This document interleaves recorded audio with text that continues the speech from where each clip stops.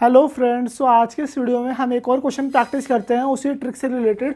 Construct a minimal DFA which accept set of all string over the input alphabet 0,1,2। So यहाँ पे क्या दे रखा है, टर्नरी नंबर दे रखा है जिसमें 3 अल्फ़ाबेट है 0,1,2 which when interpreted as a binary number is divisible by 4। ठीक है गाइज, सो मैं आपको ट्रिक बता देता हूँ। अगर मेरे पास बेस के नंबर है जिसमें कितने अल्फ़ाबेट होंगे, 0 से लेके k-1 अल्फ़ाबेट होंगे।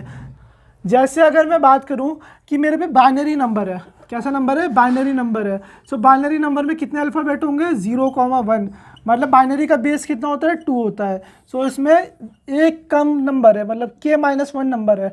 अगर मैं यहाँ पे टर्नरी नंबर का एग्जांपल लूँ, टर्नरी नंबर में इसमें कितने, इसका बेस कितना होता है 3। सो इसमें कितने अल्फ़ाबेट होंगे, 0,1,2, 3 अल्फ़ाबेट होंगे, इसमें 2 अल्फ़ाबेट है।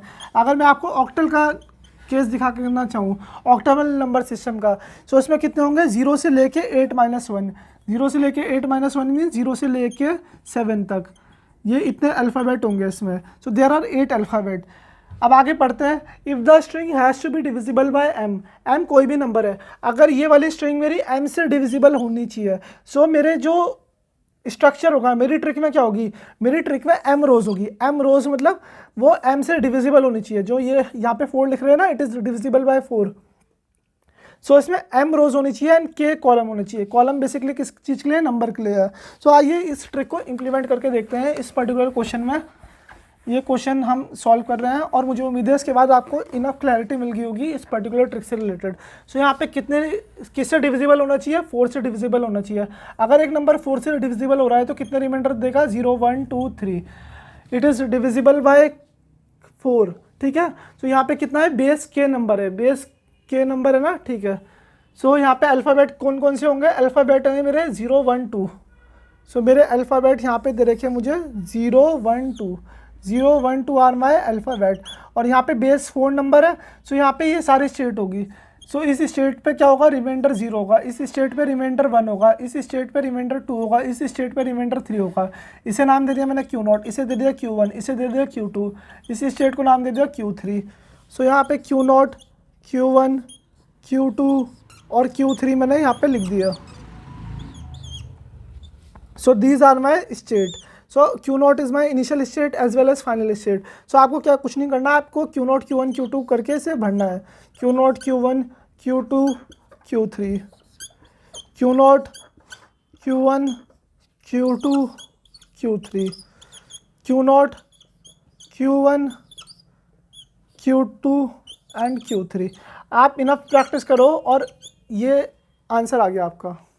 सो गाइज, ये जो ये वाली ट्रिक है हर एक क्वेश्चन में वर्क करेगी इससे रिलेटेड। ये इनफ प्रैक्टिस के बाद मुझे पता लगा है कि ये ट्रिक वर्क करती है। सो मैं इसे इरेज कर रहा हूँ। So this is my answer. अगर आपको यकीन नहीं हो रहा, अगर आपको बिलीव नहीं हो रहा, आप इसे डीएफए कंस्ट्रक्ट करो और ये ट्रिक अप्लाई कर दो। सो यहाँ पे क्या हुआ, सो यहाँ पे क्या है, यहाँ पे m रोज है। m रोज बेसिकली किस चीज़ के लिए, जिससे डिविजिबल हो रहा है, डिविजिबल 4 से हो रहा है। अगर 5 से होता तो यहाँ पे 5 स्टेट आती, अगर 6 से होता तो 6 स्टेट आती। ऊपर की साइड क्या आते हैं, कॉलम्स में, बेसिकली कॉलम्स में आएंगे मेरे इनपुट अल्फ़ाबेट।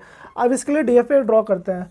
जैसे मेरी Q0 स्टेट है, Q0 स्टेट पे अगर मुझे एक 0 मिल गया, so I will be staying in Q0 state only. ठीक है, अगर मुझे Q0 स्टेट पे एक 1 मिल गया, so I am going to Q1 state, मैं Q1 स्टेट पे जा रहा हूँ।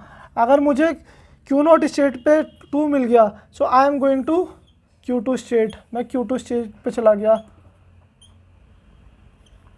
अगर मुझे Q1 स्टेट पे एक 0 मिल गया, so I am going to Q3 state.